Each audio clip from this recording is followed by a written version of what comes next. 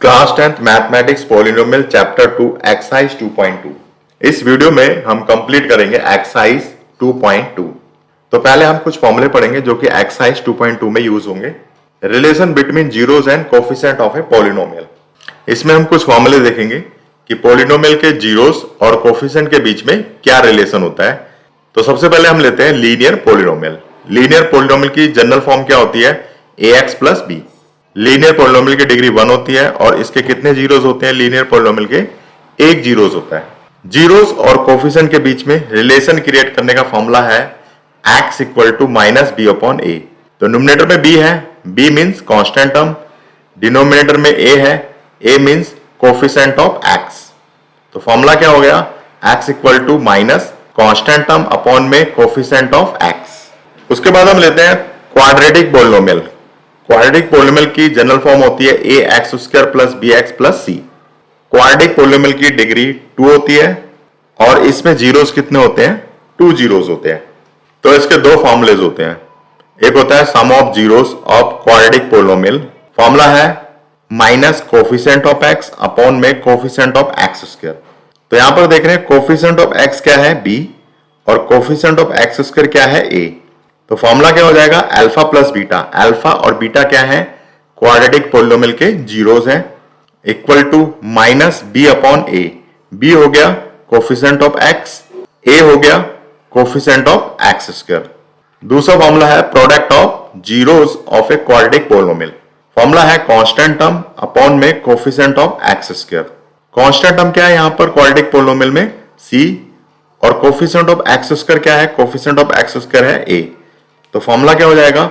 Alpha into beta यानी zeros का product equal to C upon में ए। सी यहां पर कांस्टेंट टर्म हो गई और ए क्या हो गया? Coefficient of x square.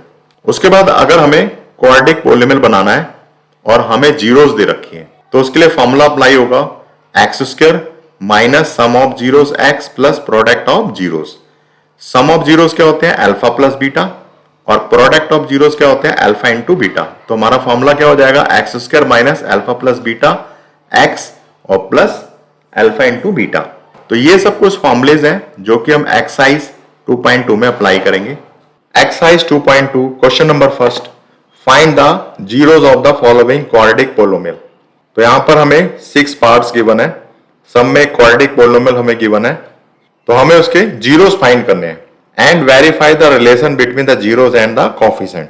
और उसके बाद हमने जीरोस और कोफिशिएंट के रिलेशन को वेरीफाई करना है। तो इसके कुछ पार्ट्स हम सॉल्व करेंगे। तो पहले लेते हैं फर्स्ट पार्ट। तो ये एक क्वाड्रेटिक इक्वेशन है।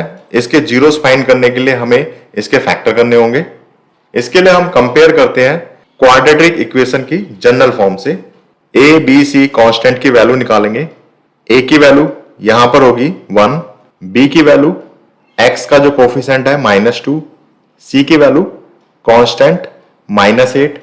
a और c को मल्टीप्लाई करेंगे 1 इंटू में -8, ये आ जाएगा -8।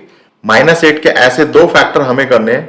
मल्टीप्लाई करने पे -8 आना चाहिए और प्लस या माइनस करने पर b की वैल्यू यानी -2 आना चाहिए। तो फैक्टर होंगे -4 और प्लस का 2। -4 प्लस का 2 इसको मल्टीप्लाई करोगे -8 आएगा और अगर हम इसको माइनस करते हैं तो माइनस का 2 आ रहा है जो कि b की वैल्यू है यहां पर -2। तो हमें फैक्टर मिल गया -4 और प्लस का 2। इसको हम लिख देंगे यहां पर -2x की जगह पर। उसके बाद यहां पे आ जाएगा X square -4x plus 2x -8। -2x की जगह पर हमने ये फैक्टर लिख दिए x के साथ मल्टीप्लाई करके। उसके बाद हम कॉमन लेंगे एक्स स्क्वायर -4x, इसमें से कॉमन आ रहा है x, 2x -8 इसमें से कॉमन आ रहा है 2। इसमें से x कॉमन लेने के बाद ब्रैकेट में बचेगा x -4, इसमें से कॉमन 2 आ जाएगा तो ब्रैकेट में बचेगा x -4। उसके बाद x -4 और x -4 इसको हम कॉमन ले लेंगे। x -4 कॉमन आ जाएगा तो बचेगा x प्लस में 2। अब हमें क्या करना है? जीरोस निकालना है। जीरोस के लिए ये जो पहला फैक्टर है x -4 इसको इक्वल टू 0 ले लेंगे तो ये पहली 0 आ गई। इसको हम ले लेंगे alpha equal to 4। Next x प्लस 2 इसको हम 0 ले लेंगे। x की वैल्यू आ जाएगी -2, इसको हम ले लेंगे बीटा। तो हमारे पास दो जीरोस यहाँ पे कैलकुलेट होकर आ गई, एक 4 हो गई और एक -2 हो गई। उसके बाद हमें जीरोस और कोफिशिएंट के रिलेशन को वेरीफाई करना है। इसके लिए दो फॉर्मूला होते हैं, सम ऑफ जीरोस और product of zeros. Sum of zeros का फॉर्मूला होता है alpha plus beta equal to minus B upon A. Alpha beta यहां पर हमें जीरोस की वैल्यू लेनी है 4 और -2, बी और ए की वैल्यू यहां से हम कोफिशिएंट को लेंगे, यानी ए की वैल्यू 1 है और बी की वैल्यू -2 है। तो फॉर्मूले में सब्स्टिट्यूट कर देते हैं, अल्फा की वैल्यू 4 आ गई, बीटा की वैल्यू -2 इक्वल टू, और बी की वैल्यू हमने -2 रख दी, ए की वैल्यू 1। तो लेफ्ट साइड में हम कैलकुलेट करेंगे 4 -2, तो यहां पर 2 आ जाएगा। राइट साइड में कैलकुलेट करेंगे माइनस माइनस प्लस हो जाएगा तो 2 आ जाएगा। तो left side equal to right side, this is true. Next है product of zeros, alpha into beta equal to C upon A. Value substitute कर देते हैं, अल्फा की जगह पे 4, बीटा की जगह पे -2 और सी यहां पर क्या है कांस्टेंट टर्म -8 और ए की वैल्यू 1। लेफ्ट साइड और राइट साइड को सॉल्व करेंगे, 4 इंटू -2 8 आ जाएगा और यहां पर ये -8, तो यहां पर भी इक्वल हो गया left hand side right hand side के, दिस इज ट्रू। तो sum of zeros product of zeros दोनों वेरीफाई हो गए। तो हमारा क्वेश्चंस का जो सेकंड पार्ट था वो भी वेरीफाइड हो गया। तो ये क्वेश्चंस हमारा कंप्लीटली सॉल्व हो गया। क्वेश्चन फर्स्ट का एक पार्ट और यहां पर लेते हैं, फिफ्थ पार्ट। तो ये क्वाड्रेटिक इक्वेशन है, इसका हम पहले फैक्टर करेंगे। इसमें t² और -15 केवल दो टर्म दे रखी है, थर्ड टर्म t वाली जो टर्म है वो इसमें मिसिंग है। तो इसका फैक्टर करने के लिए हम a² - b² का फॉर्मूला अप्लाई करेंगे। यहाँ पर t² है, 15 को भी हम स्क्वायर की फॉर्म में ले आते हैं। तो इसके लिए क्या करेंगे, पहले 15 का रूट करेंगे और देन स्क्वायर और रूट कैंसिल होकर के 15 आता है।